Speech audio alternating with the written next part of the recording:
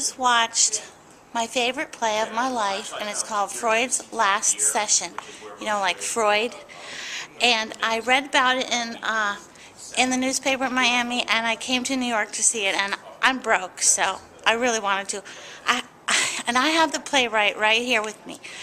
And what's your name? My name's Mark St. Germain. Okay, and have you written plays before? I have.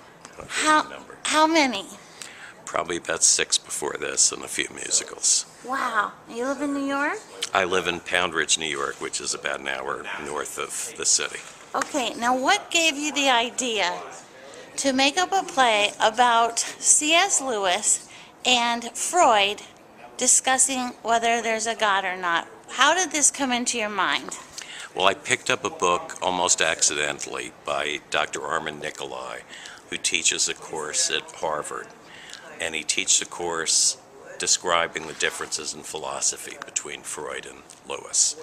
And at the end of his book, he said there was a young Oxford Don who visited Freud shortly before his death.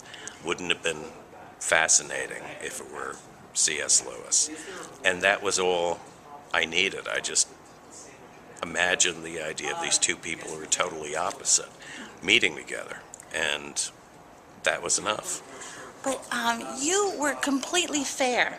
What I loved was that I could bring my atheist friends and my Christian friends, and neither one would be offended, and both of them would be going, yeah, yeah, yeah. And it's so intelligent and fair.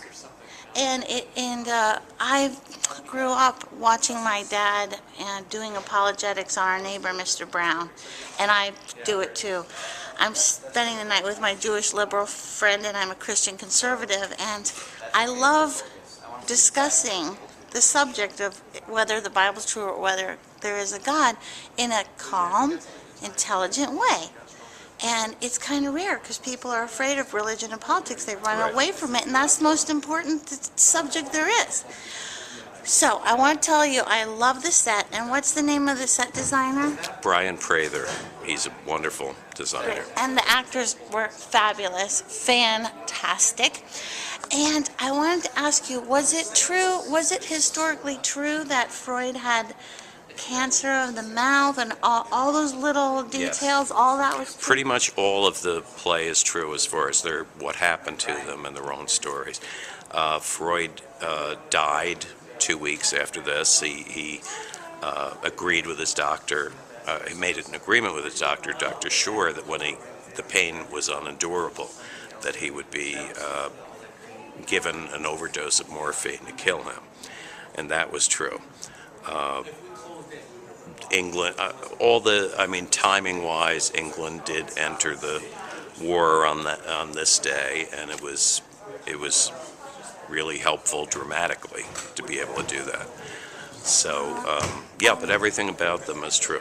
And the music that plays at the end, which brought tears to my eyes, that you were saying that was the same music that what was on the radio? Yeah, this was very strange. If you remember in the play, there's a lot of references to woods. I mean, C.S. Lewis was converted walking with Tolkien in the woods, or the idea was stirred in him. Freud talks about walking with his father in the woods. This music was played on the BBC that day, and the name of it is Ballad of the Wood Creatures. Wow. And I didn't know that until finishing the play, and I was looking for what was played on the BBC. So it's very ironic. So everything is accurate except it wasn't... Okay, what were you saying about a guy visited Freud? Was he a Christian? But you don't know... It wasn't C.S. Lewis, but it was just... Well, tell me what that... Yeah, they never identify who the person was. He was a young Oxford Don. I'm sure if it were really Lewis, both of them would have left a record of it. But it was really just enough for me to put the two But Freud called and asked the Christian to come visit him? That they don't talk about. They don't talk about. But I mean, what was true in this situation, which I kind of called upon, Lewis did write the papers, the book, where he was mocking Freud. So it seemed to me that's true. that if Freud had heard about that, he would have summoned him. Also, Freud had very few years to live. He wrote obsessively about religion and God. And Though sex.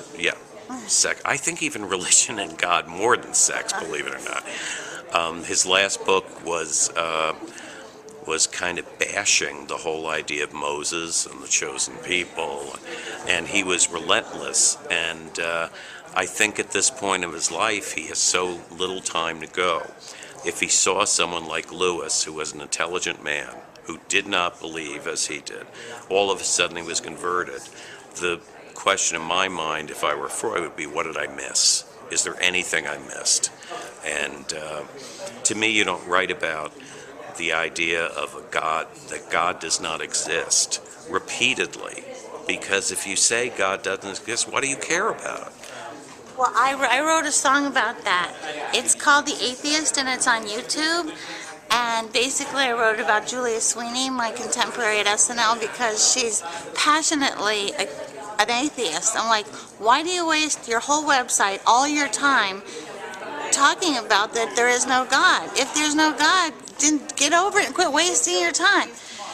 And so I agree with you. And why dost thou protest it too much, or something like that? Right. But I want to know, see, what was cool was they both had in common, a lot in common. They were both kind of afraid of death, and they both wouldn't talk about sex. Right. And the woods theme. And I want to ask you, did you read all of C.S. Lewis's books? Because almost all of them were referenced, and I was so happy that it takes me about, I have to read every sentence 4 times when I read C.S. Lewis. He's so smart, and Right. so I'm wondering, did you read all of his books, and did you read a lot of Freud? Because it sounds like you've read everything both of them have written. Well, I can't say I have. I've read a lot of Freud. I've read a lot of Lewis. To me, what was the hardest thing about researching it was you can, after you read half dozen books on each person, you know what they believed, but you need to know who they are, and because that's where it all comes from. So the biggest research was, who are these people? And otherwise it would turn into just a debate, a face-off, and that wasn't really what the play's about. It has to be about 2 people meeting and how they react with each other. Right.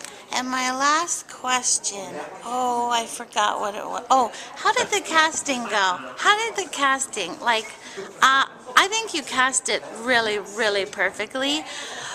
But, tell me, did you know right away that's the guy? Or did you see a lot of people or little people? Were you in on the casting? How did that go? Yeah, I mean, the wonderful thing about doing theater, I've done TV and film, is that you are the final word on casting and producing, directors. This was a total happy accident.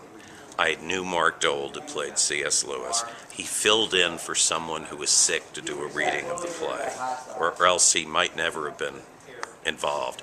Martin, we never actually met before we cast him. We saw him on film, we talked to him. And the director, Tyler Marchant, we never had worked with. We figured we'd be doing 14 performances at the Barrington Stage Company, and we're well over 500 now. So it was really miraculous, to use that word. Okay, and you changed theaters. I want to show they changed theaters. Now they're in a bigger one because it's a huge hit. And I just highly recommend it. I'm so touched. I'll never forget it. And this is it. My new favorite, best play of my life.